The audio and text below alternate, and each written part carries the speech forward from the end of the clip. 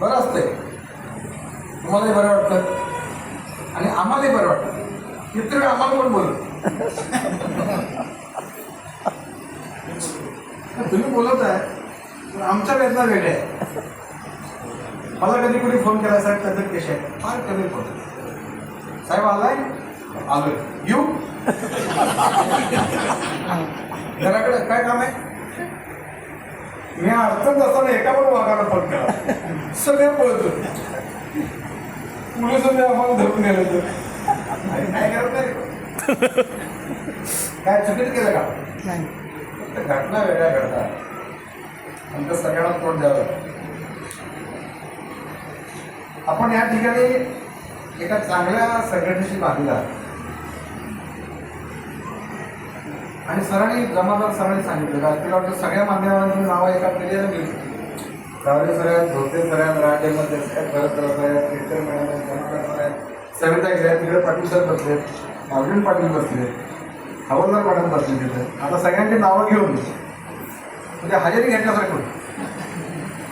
पण रिकाम्या खर्च सोडल्या तर 100% उपस्थिती आहे प्रत्येक बागड्यावर. म्हणजे आम्ही वर्गामध्ये गेल्यानंतर काय बघतो, 40 विद्यार्थी, 40 आहेत का. एका शाळेमध्ये गेलो कोल्हापूर, वरचा माळ आणि खालचा माळ, तिसरीच्या वर्गात गेलो, इन्स्पेक्शन केलं, तिथं आलो पहिलीच्या वर्गात आणि म्हणजे मोठी मोठं कुठं आली.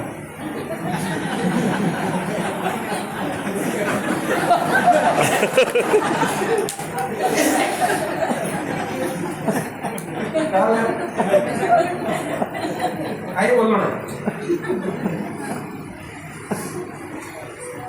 प्रार्थना परिपाठ साहेब तुम्ही याच्या आधीच घ्या म्हटलं, बरं झालं आधी घ्या, पुढचं सांगू घ्यायचं नको सांगायचं. अशा गमती जमती घडतात अधिकार झाल्या. सरांनी चांगलं उदाहरण सांगितलं, विद्यार्थी लाभाच्या योजना. विद्यार्थी म्हणजे काय, कोणाला शिकायचं. आधीची परिस्थिती काय होती, आता काय, आपण कसं शिकलो. इथं जिल्हा परिषदेच्या शाळेमध्ये शिकलो. शाळा मोठी मंदिरच होतं आणि मंदिराच्या मागं माझं घर. शाळेत किती वेळ असेल बघा. मग मला आता प्रश्न पडतो की पालक आपल्या घरापासून लांबच्या शाळेत विद्यार्थ्यांना का घालायचं. आमची मधली सुट्टी झाली, मधली सुट्टी याची सुट्टी गेलो की 15 मिनिटं कुठल्या, अर्धा तास यायचं नाही. आणि आमची टीम ठरलेली आहे, आमचा 12पर्यंत वेळ पोरं गोळा करण्याचा आहे. उचलून आता रिक्षा आहे, त्यामुळे उचला भेटला तरी रिक्षा मामा करतोय. म्हणजे अशा परिस्थितीमध्ये आपण शिकलो, आपण सगळं. आता परिस्थिती बदलली, सगळंच मिळालं, भरपूर मिळालं, शिक्षक मिळालं, पुस्तकं मिळाली, दप्तर मिळाली, पायात घालायची बूट मिळाली, स्काउटचा ड्रेस मिळाला. खाद्य पण दिलं ना, हो बघूया रसायचा प्रयत्न करा, चांगली गोष्ट. म्हणजे शासन सगळं देते आपल्याला. त्याचा उद्देश काय आहे, फक्त अनुमान खर्च करणारा हेतू नाही. विद्यार्थ्यांना शिक्षण त्यांच्या घेऊन द्यायला, गुणवत्तापूर्ण शिक्षण घेऊन. आता गुणवत्तापूर्ण शिक्षण म्हणजे काय, कोण सांगू शकेल मला. याची व्याख्याच करता येणार. जे काही शब्दामध्ये, जे काही वाक्यामध्ये बसत नाही, जी प्रक्रिया संपत नाही, ते शिक्षण होणार कसं आणि आपण ते देणार कसं. ते विद्यार्थ्यांना जगण्यासाठी उपयुक्त जे लाईफ स्किल आहे ते आपण आपल्या शाळेमध्ये अभ्यासक्रमाच्या माध्यमातून त्यांच्यापर्यंत पोहोचवणं, येता येतापर्यंत हे आपलं काम आहे. आज मुलांना शिकलं विचारतात मला. आता राज अहमद सरांनी सांगितलं अतिशय चांगले व्यक्ती आहेत ते, हे आज मला कळलं. हुशार आहेत मला माहिती आहे, पण एवढं राज चांगलं बोलतो ते मला आज कळलं. पुढच्या वेळी मला जर कोणी बोलवलं तर मला एक ऑप्शन सापडला राहायला.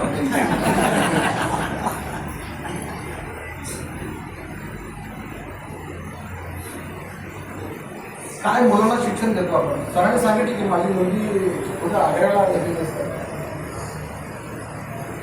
खूप आनंद वाटतो. पेपरमध्ये बातम्या वाचतो मी, शिक्षकांची मुलं शिकतायत, चांगलं होतं. दुसऱ्यांच्या पोरांना शिकवता स्वतःच्या पण पोरांकडे लक्ष देत आहे, हे ऐकून बघून बरं वाटतं. माझी मिसेस पण शिक्षक आपल्याला परिचित असते. आम्ही दोघांनाही कधी माझ्या मुलाला आपल्या वर्गात घेतला, कारण आम्ही कुठल्या रोलमध्ये काम करतो. दोघांच्या शाळेमध्ये होतो. मॅडमच्या शाळेत त्याला काढून जिल्हा परिषदेच्या शाळेत जातात. जिल्हा परिषद पाचगावच्या शाळेत चांगलाच तयार झाला, सगळ्या पद्धतीत तयार, सर्व नेपाळ वगैरे आहे. म्हणजे विद्यार्थी शाळेमध्ये जातो, काय शिकतो, त्याला शिक्षण मिळतं का, सगळ्या योजना त्याच्याकडे पोहोचलीच का, आणि आपण मात्र सगळ्या निमित्त करतो. सरांनी सांगितलं 1 तारखेला पगार झाला ना. रत्नागिरीतले कोण कोण आहे, रत्नागिरी जिल्ह्यातले तुमचं झालं का गणपतीच्या आधी खाजगी झाला ना, तुम्ही केलं.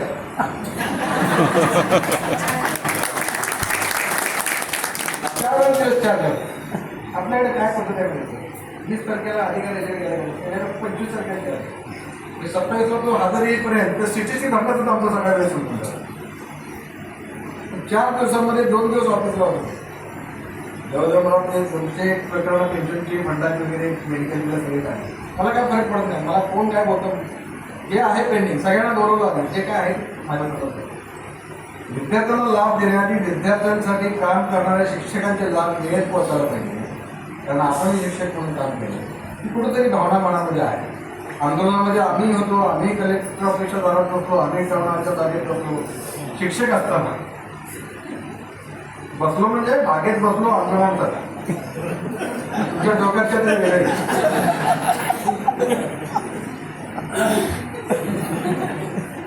आम्हाला माहीत आहे त्याच्या पाठीमागे कसे कष्ट असतात. एखादा जियार दिसतो तेव्हा तो असाच नाही. आपण मात्र एक शिक्षक मी असला की केवढा दंड असतो, नाही ना. गुणवत्तेचं काय होणार, मग त्या शिक्षणाधिकाऱ्याचा कधी विचार केला नाही. माझ्याकडे 35 मंजूर पद आहे. किती आहेत? 35. आणि कामाला किती आहेत? 5. म्हणजे पाय जरा इकडे आहे, पाय घेऊन घेतोय म्हणजे 2 जास्त सांगितले. मी स्वतः आणि 1 स्टेनो आणि 1 शिपाई. शिक्षणाधिकारी योजना नाही, आनंद आहे. म्हणजे 3 शिक्षकी शाळेत, म्हणजे द्विशिक्षक शाळेत मी काम केले पावडरला, आणि तिथं तर एकच मी कामाला होतो. सगळ्यांनीच स्वीपर पासून मी आता संडासमध्ये तिथं नव्हते, कारण भरपूर आता त्यामुळं निवान पोरा सगळे निसर्गाच्या सारे मी पण झाडाखाली बसते. तुम्ही कधी शिकवलं झाडाखाली बसून? मी झाडाखाली बसून शिकवलं, त्यामुळे मी कधी तक्रार केली नाही तर पावनगडला शाळा बांधा वगैरे आपला काय प्रकार नाही. जिथं आहे तिथं शिकवलं पोरांना, आणि त्यामुळे आज आपल्या चेहऱ्यावर आनंद होतो. विद्यार्थ्यांसाठी काम करत असताना शिक्षक म्हणून देखील आपल्या काही जबाबदारी. समाज माध्यमातून वेगवेगळ्या प्रकारच्या बातम्या आपण वाचतो, चांगले बातम्या. कोल्हापूरची कार्यसंस्कृती चांगली आहे, रत्नागिरीची पण त्याच्यापेक्षा चांगली, पण वेगवेगळ्या पद्धतीनं काम सुरू आहे. स्कॉलरशिप नवोदय म्हटला, NMMS म्हटलं तर कोल्हापूरचं काम आहे. कोल्हापूरला ज्यावेळी हजर झालो मी 2017ला, त्यावेळी 457 अंक होते, 450. नेक्स्ट इयरला 947 झाले. त्याच्या पुढच्या वर्षी 1350च्या दरम्यान झाले, आणि त्यानंतर 1897ला मी असेपर्यंत 4थ्या वर्षी माझा घेतलं. काय असते 8वीमध्ये शेतात असलेला कोणताही पाल्य ज्याचं उत्पन्न कमी आहे, 1.5 लाखापेक्षा पालकाचं उत्पन्न कमी आहे, आणि मग त्या विद्यार्थ्याला लाभ काय मिळणार? महिन्याला 1,000 रुपये. किती वर्ष? 4 वर्ष. 4 वर्षाचे महिने किती? 48. पुणे 1,000 काय? 48,000 रुपये. म्हणजे ज्या विद्यार्थ्यांना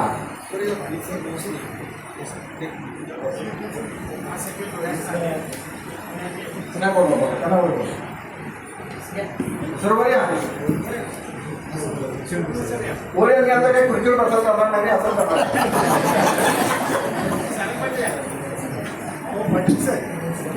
जुळे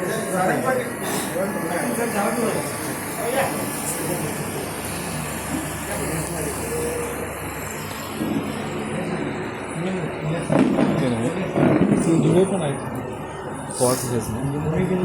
खालच्या खालच्या खालच्या पोरं शेवटी शिक्षक नव्हते की मला बोलायला येते सर आम्हाला गणित शिकवा. असं काय ना तुम्ही पोरांना आवडायला लागला की तुमचा विषय आवडला.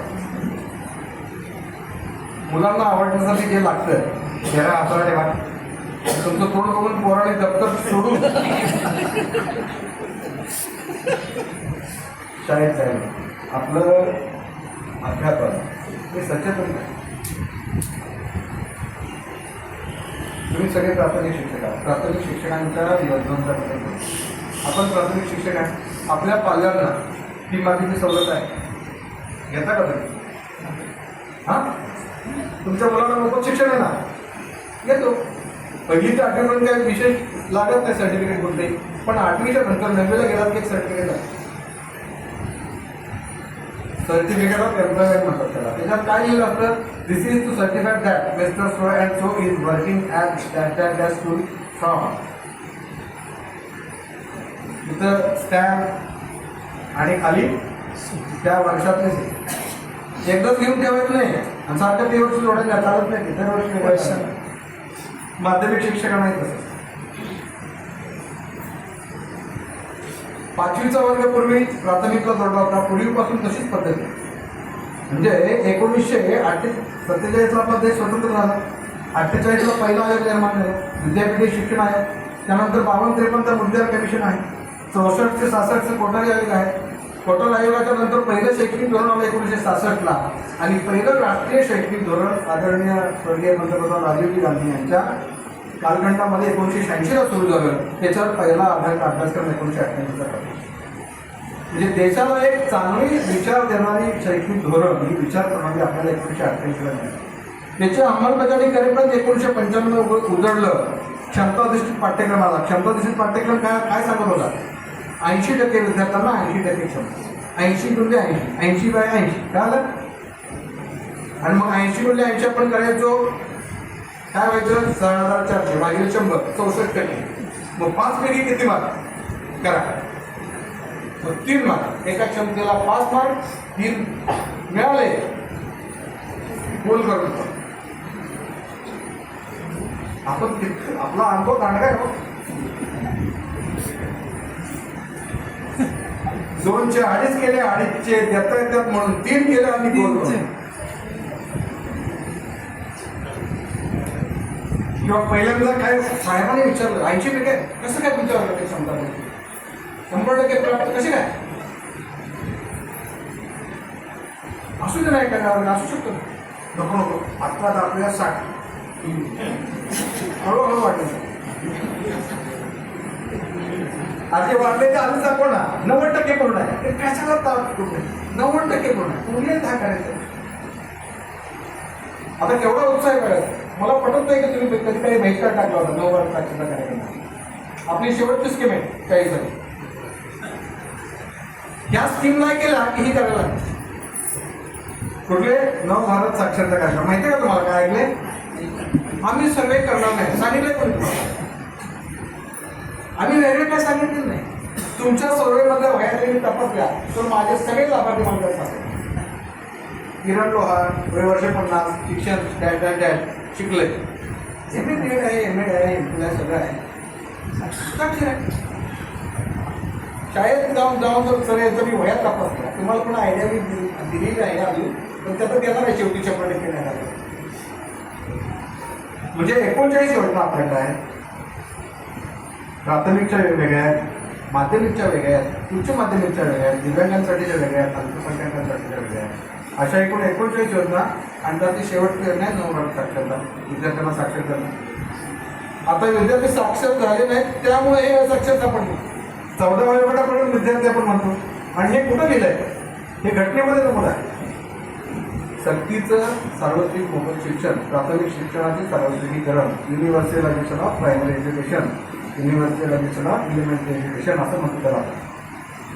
6 ते 14 वयोगट सुदृढ बालक किंवा योग्य असेल तर दिव्यांग असेल तर त्याच्यासाठी 0 ते 18 वर्ष. आणि जर तुम्ही नॅशनल एज्युकेशन पॉलिसी वाचली तर हे सगळं जे केलेलं आहे हे विद्यार्थ्यांना शिक्षण देण्यासाठी केलं आहे, गुणवत्तापूर्ण शिक्षण देण्यासाठी केलं आहे. आणि योजना जी आहे शिक्षणाची गंगा त्या विद्यार्थ्यांपर्यंत पोहोचावी म्हणून या योजना आहेत. त्या योजनेमध्ये विद्यार्थ्यांच्या शिक्षणामध्ये येणारे अडथळे योजना कोणाकोणासाठी SC विद्यार्थ्यांसाठी आहे, अस्वच्छ कामगार म्हणून ज्या विद्यार्थ्यांचे पालक आहेत त्या विद्यार्थ्यांसाठी शिष्यवृत्ती आहे, अस्वच्छ व्यवसायामध्ये काम करणे आहे ना, समाज कल्याण विभागाच्या शिष्यवृत्ती वेगळ्या आहेत, समाज कल्याण जिल्हा परिषदेच्या शिष्यवृत्ती वेगळ्या आहेत, समाज कल्याण राज्य शासनाच्या शिष्यवृत्ती वेगळ्या आहेत.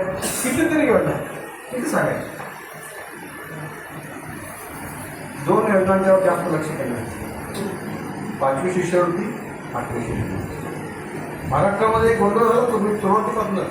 आता आपल्याला जिल्हा परिषद शाळांमध्ये 5वीचा वर्ग काढताना खूप अडचणी येतात. 1 किलोमीटरच्या पर्यंत प्रत्येक गावामध्ये भरपूर शाळा झाल्या. मग त्याच्यामध्ये अनुदानित आहेत, विनानुदानित आहेत, खाजगी आहेत, स्वयंपाक साहेब नवीन आहेत 2005 पासून. म्हणजे 5वीला शिष्यवृत्ती वाचण्यासाठी, 8वीला शिष्यवृत्ती वाचण्यासाठी, NMMSच्या शिष्यवृत्तीसाठी वाचण्यासाठी सारखी तर आता NMMSच्या आधारावर देतो आपण.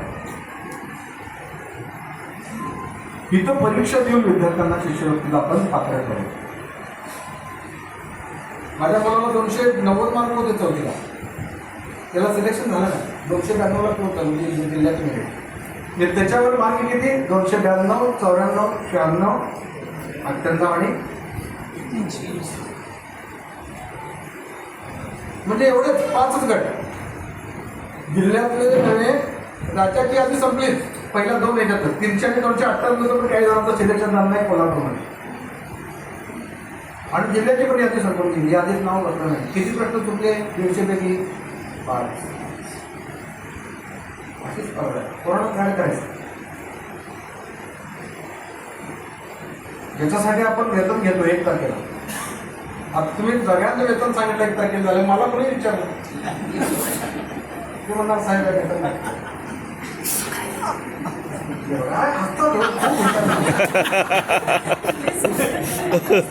काही मोठे मोठे नाचतात, काही मला तुरुक कुठून जातात, काही हातून लागतात. उद्या आला शाळेत मिळेल तर बदला होणार. चिंता करू नका, वेतन होत राहील. काय मिळेल ना, आज झालं उद्या मिळेल. सेव्हिंग 1 तारखेला. हा सेव्हिंग तुमचं पण 3 महिन्यात करूया. 3 महिन्यात सेव्हिंग करायचं नको म्हणतो मला.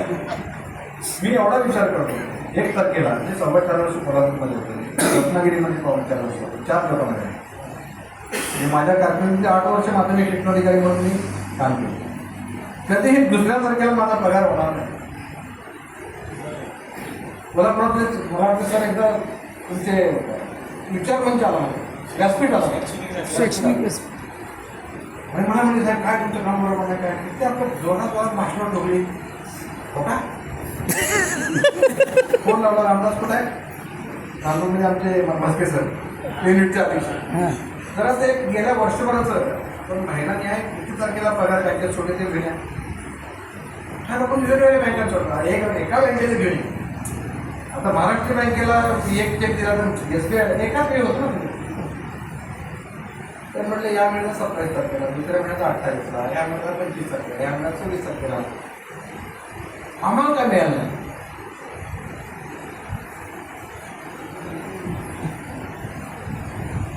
बँकेत जाऊन विचारा.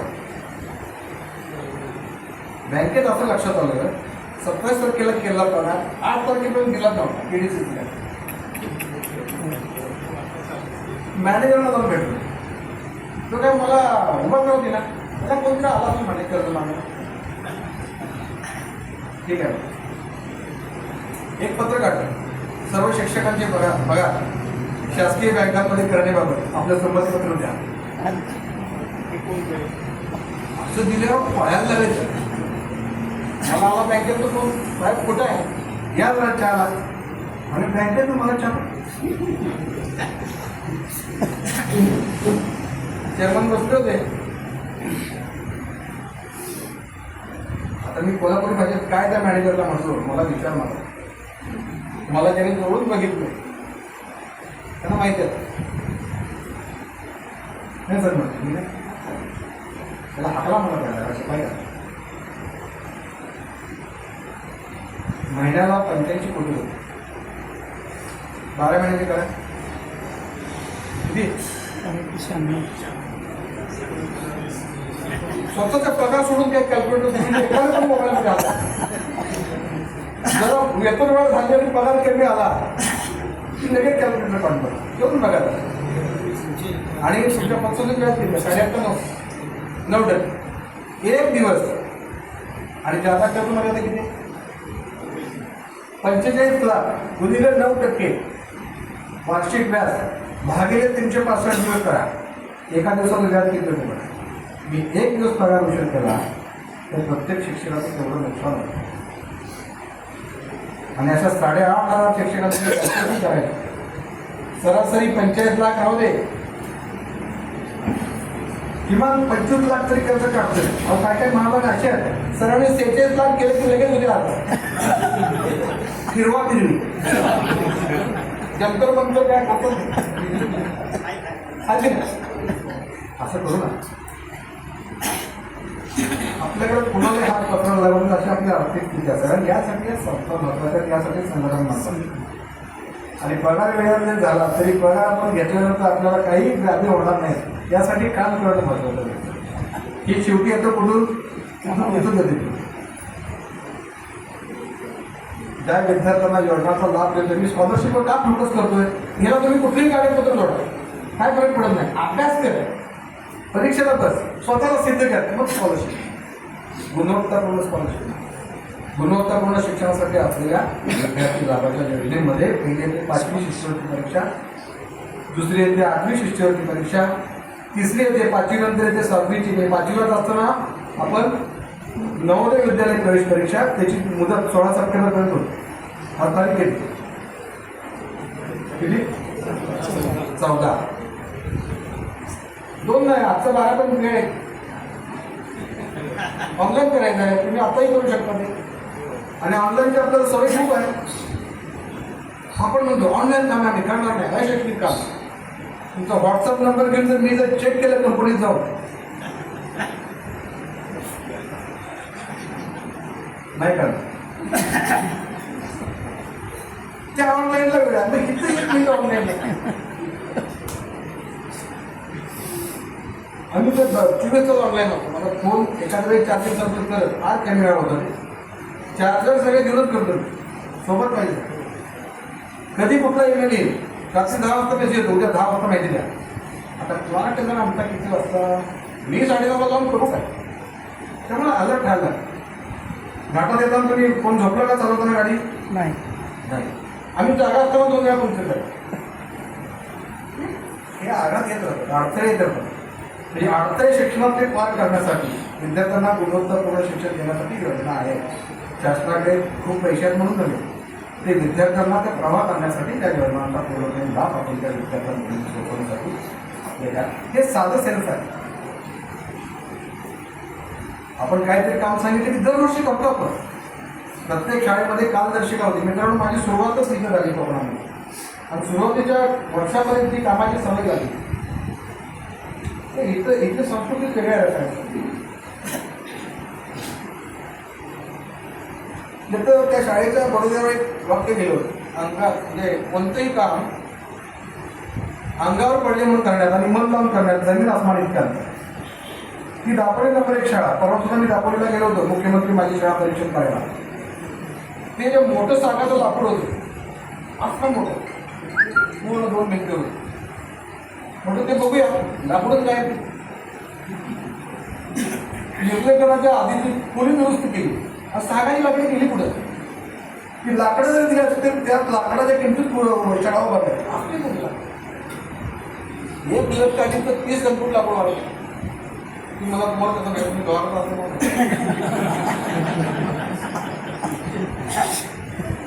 अशा 2 भिंतीवर मध्ये एक आणि भिंतीवर त्या भिंतीवर 2. म्हटलं मी सगळं बघितलं, माझा वर्ग बघितला. मी त्या गडचिंगला गेला म्हणजे इथं दरवाजा होता. नाही साहेब म्हटला अरे मला सांग म्हटलं म्हणजे तर दिसते का पटकन माझं होईल की मला सांगितलं दरवाजा मी सांगतो होईल तरी मग नाही म्हणत तुला दिसलेला वेळ नाही. जाणून घ्या, जाणून घ्या. प्रत्येक घटनेच्या मागचं तथ्य जाणून घ्या. विद्यार्थ्यांना हे शिकवणं गरजेचं आहे की असं का घडतं. एखादा विद्यार्थी उशीर आला, कशाला मारतात त्याला? आपण कुठं बोलून उजेड पडतो लोक. अरे काढून बघा त्या. आता 6च्या टायमिंगला यायचं होतं मला, तरी मी 7 आलो, तरी तुम्ही काय बोलणार आहे? काय बोलणारच नाही हो. मला माहिती आहे आपणच बोलवलं. पण आला नाही तर हा बाबा याला पण घेऊन बसलाय. तरी सुद्धा तुम्ही शांतपणे वाटलं. तुमच्याकडे पण आता काही माझे मित्र आले, एवढं लांबून आले, धुळ्याहून आले, पुण्याहून आले, पण आले. निमित्त खूप जण शोधतात सगळ्यामध्ये, काम करण्यामध्ये, शिकवण्यामध्ये, संघटनेच्या कामामध्ये, सगळ्यामध्ये. बुक स्टॉलवर केलं तर पुस्तक भरपूर मिळतील. यशाचे 101 मार्क. तसं एखादं पुस्तक तयार करूया, काम काढण्याचे 101 मार्क. सगळ्यांचे मार्क जर शोधले तर हे मोठं पुस्तक मिळतं. मावणार नाही का? आपली काम करण्याची संस्कृती एकमेव अशी एवढी यंत्रणा आहे आणि आम्ही नशिबवान की यंत्रणा कधी आमच्याकडे. आज जिल्ह्यामध्ये पोलीस बघा, 1011चे पोलीस असतो. माझ्याकडे शिक्षक किती येते रत्नागिरी? प्राथमिकला 7,500-7,000, माध्यमिकला तेवढेच. त्यामुळे तुम्हाला तुमची ताकद माहिती आहे. मला वाटतं सर काही वेळेला बहिष्कार तुम्ही एकदा वर्षातून टाकायचा कशा आहे, त्याच्या लोक एकत्र येणार नाही. पण न्याय आपल्या मुलांना खूप चांगलं शिक्षण पूर्वीच्या काळात सारख्या शाळा तर राहिले नाही. पूर्वीसारखे शिक्षक राहिले सगळं टेक्नॉलॉजीला. मोबाईल जर तुमचा काढून ठेवला, एक दिवस तुम्ही काय म्हणाल माझ्याकडे पार्ट काढून घ्या, त्यांनी काढून घ्या मोबाईल. जीवनाविषयी फिरत आहे आणि तसंच आहे. वेगवेगळ्या इनोव्हेटिव्ह एज्युकेशनच्या आयडिया सगळ्या त्या मोबाईलमध्ये. एखादी कविता येत नाही, करेक्ट आहे. गोमू मायेला देव नाकवा कविता आहे ती मॅडम, आत्महत्या आहे. आता गाणं नाही नुसतं ते मराठी सिनेमातलं आहे ना. 7वीला आहे. 7वीला म्हणजे निदान 70 मधल्या 5 शिक्षकांनी म्हटलं 7वीला. ओके, म्हणजे बघा किती पॉझिटिव्ह माणसं शिकणार आहे. 7वीच्या वर्गात गेलो, सर म्हटलं ती गोमूची कविता म्हणाल सांगा. गोमू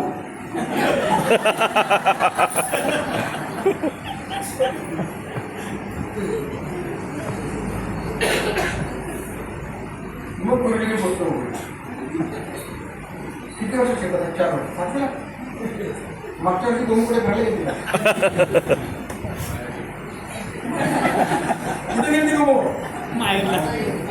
अहो किती धडे आहे त्या धड्यात, काय आहे. आम्ही 7वीला असताना पाखऱ्या धडा होता. जे शाळेला शिकवत असतात होतं ना पाखऱ्या. जयसिंगराव, अण्णा, दुसऱ्या गाईचा कोण. आणि ग्रामीण भागातले शब्द आहेत. आपण ग्रामीण भागात नुसतं मी सांगत नाही मी खेड्यातून जन्माला आलो. काही काही लोक फार थापा मारतात स्वतःतून शिकतात. खूप गरिबीतून आलो मी, गरिबीतून आलेलो नाही. मी त्याच्यावर तयार केलं. मी खूप अभ्यास केला. मी टार्गेट होतो. आम्ही रात्रंदिवस अभ्यास केला. मी वर्षाच्या घरापड्या वेळेला एक्झाम लिहिली. अरे खरं ते सांगा ना, कोणाला कळेल ना. आणि हे पण टार्गेट आपल्याकडून दिसते तरी काय झालंय. मग कसं होणार शिक्षण? काय नाही आता येते सर असं काही नाही. म्हणजे आपण सर्वांना विनंती आहे काय, तुम्ही कुठल्या संघटनेत काम करता, संघटनेत कुठल्या पदात काम करता, कुठल्या पतसंस्थेमध्ये चेअरमन आहे, काय आहे, तुम्ही कोण आहे, यापेक्षा रसायनशास्त्राला चांगले शिक्षक म्हणून तुला ठेवलं. शिक्षक म्हणून असला पाहिजे. मुख्यमंत्री माझ्या शाळेत एका शाळेत परीक्षेला गेलो सर, बरंच साहेबांना भाग पडतो. ते गाणं जर कविता जर ऐकली असते मोठी गीत आहे. सर म्हटलं मोबाईल आहे, युट्यूब आहे, आणि त्यांचं चालू होतं युट्यूब.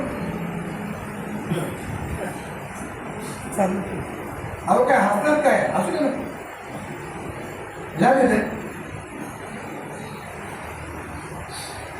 काय बरं म्हटलं लावा तुम्ही कसं शिकवलं दुसरी शाळा राष्ट्रभक्तीपर गीत म्हणा सुरू केलं की बघा अहो सुरू कल्पेटी नाही तबला नाही काय काय नाही कुठलं तालवाद्य नाही एकदम सुरात तिसरीच्या वेळेला एका शाळेत मुलांनी मला बोलवून गेलं साहेब आमचं वाचन घ्या म्हटलं पोरं किती पाच चप्पा झाली होत्या पण शेवटपर्यंत मी बघितलं ती 5 पोरं दुसऱ्या वर्गात पुढे येतात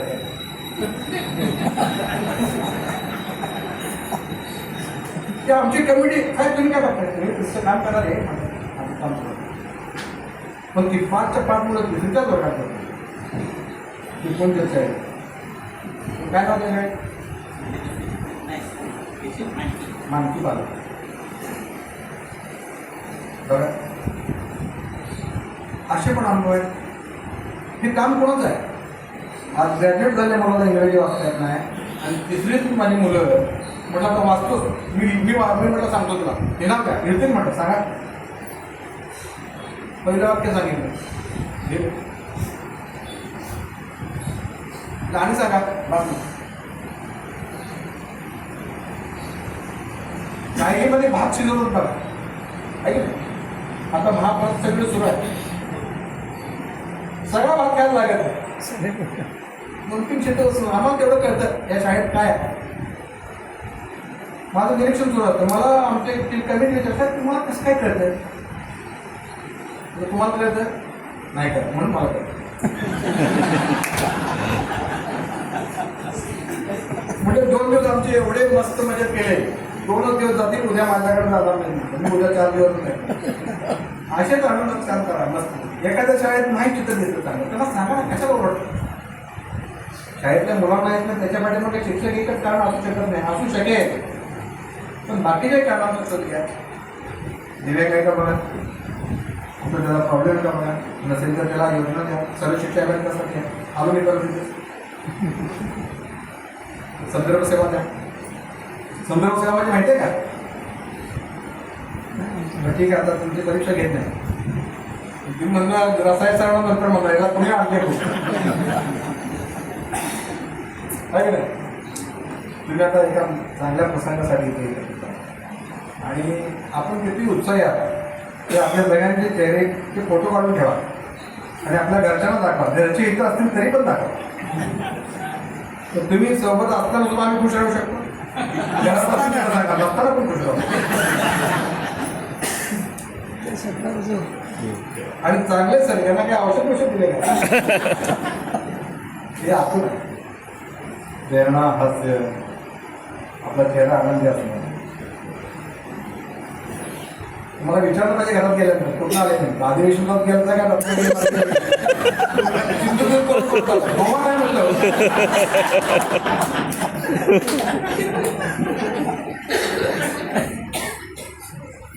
गोवा आवडलं खूप छान आहे गोवा क्या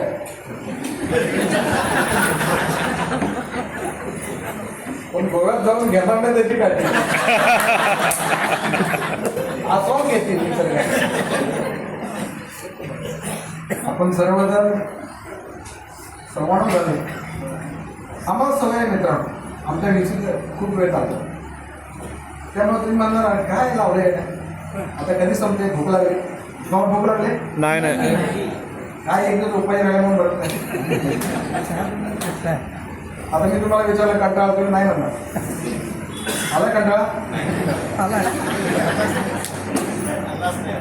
आलाच नाही का आला म्हणून कसं सांगायचं आपल्या वर्गामध्ये येणारा प्रत्येक मुलं आपली वाट बघत जाते वाट करण्यासाठी आपण शाळेत गेलो शाळेची बेल वाजत नाही असं वाटायचं तुमचा प्रत्येक तास तुमचा प्रत्येक क्षण त्याच्यासाठी हा मोठी देणगी आहे आज आम्ही काही माझेही काही गुरुजन आहेत त्यांचे माझ्यावर अजूनही उपकार आहेत माझ्या सुदैवाने तिथे अजून आहेत आणि नंतर दत्तक घेतो. दर गुरुपौर्णिमेला शिक्षक दिनाला माझ्याकडून फोन अडचण द्यायची जातो. मी फोन करायचं काम करतो. आता वयस्कर असतील घेत नसतील नंतर कॉल येतात बरं वाटतं सांगते कॉलेजनंतर कधी वेळ मिळाला असतं तेव्हा भेटून जातो तुमच्या काळाला नमस्कार काय आनंद मिळतो त्याचा आपल्याला. एकमेव शिक्षक असे आहे की तुम्ही जर चांगलं काम केलं आयुष्यभर मुलं तुम्हाला शिकवतात.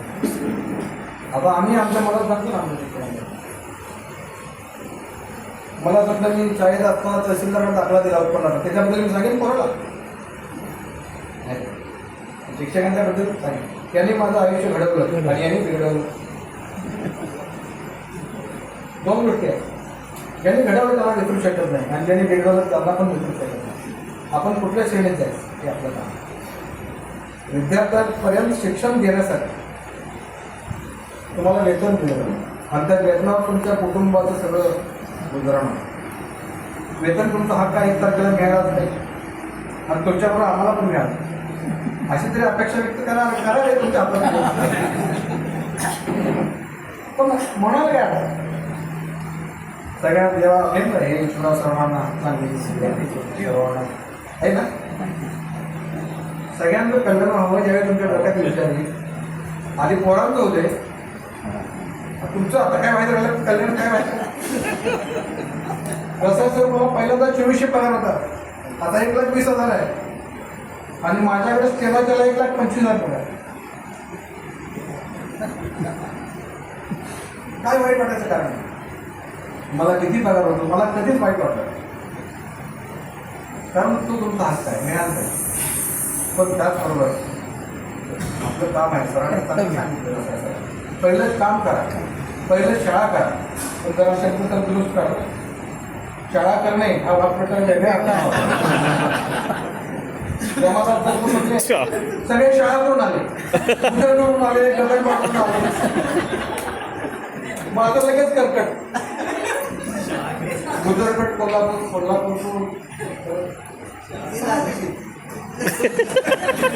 लवकर नाही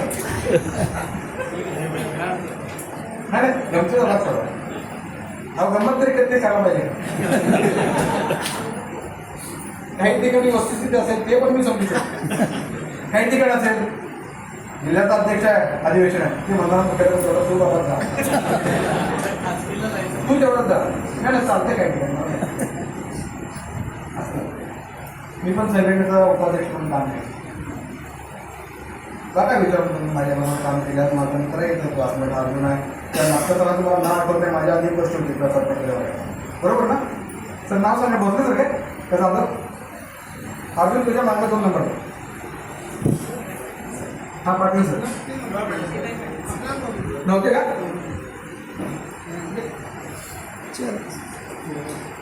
आमचे विद्यार्थी त्याच्यातले पण आम्ही ज्यावेळी शिकत होतो काही पण आमचे मित्र आनंद वाटतो. सातत्य ठेवा एक शेवटचा प्रचार सांगतो ते सांगतो.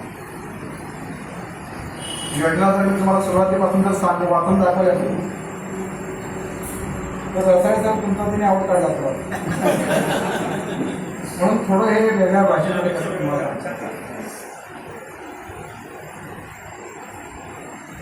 नक्की लावतो निकाल लागला. मला माझ्या मित्रांनी धरून गेलं सांगतो. आता आम्ही जे वर्षभर धंदे करत होतो तो नंबर माझ्यावर आला कारण विचार नाही मला गणितात 54 मार्क 150 पैकी 100 पैकी नव्हे तुम्ही पास झाला ना त्याच वेळी हे म्हणतात त्याची 10वी झालो काय संबंध आता. मला 10वीचा परीक्षा नंतर विचारा DEडचा विचारा BAचा विचारा BEडचा विचारा MAचा विचारा MAचा विचारा परीक्षा किती कोणाची होती किती मार्क पडले त्याशिवाय किती माझा बायोडाटा माझ्याच डोक्यात येत नाही. हे आहे हे चांगलं आहे पण तेवढंच वाईट पण आहे तेवढंच वाईट पण आहे. जे आपल्याला तोंडी करताय त्याच्यावर करू नका वाढेल. मला पहिल्यापासून तर गणित विषय खूप नव्हतं तर त्यावेळी कसे शिक्षक शिकवत होते एकच शिक्षक 4 वर्ग सारख्या मीटिंग त्याचा त्रास मला पण झाला आहे. मी म्हटलं ना एवढ्या लोकांचं कल्याण केलं त्या शाळेत शिक्षक जाऊ देत म्हणून कल्याण झालं ते असं आणि माझ्यासारखं कोण घडायला नको. नववीला होतो 54 मार्क पडले. मित्रांनी धरून दिले ते. सरांनी बघितले मराठी 80च्या पुढं, हिंदी सगळ्या 80च्या पुढे, गणितात 54. आणि हे मार्क जे पडले होते मी फार टेक्नॉलॉजी निघत आता दहावीपर्यंत आहे. आणि ही फॅक्ट आहे. आणि नेहमी माणसाने खरं बोलावं. कंसात आपण कंसातच वापरतो, कधी कधी खोटं बोललं तरी चालेल, हेच जास्त वापरतात. आणि मग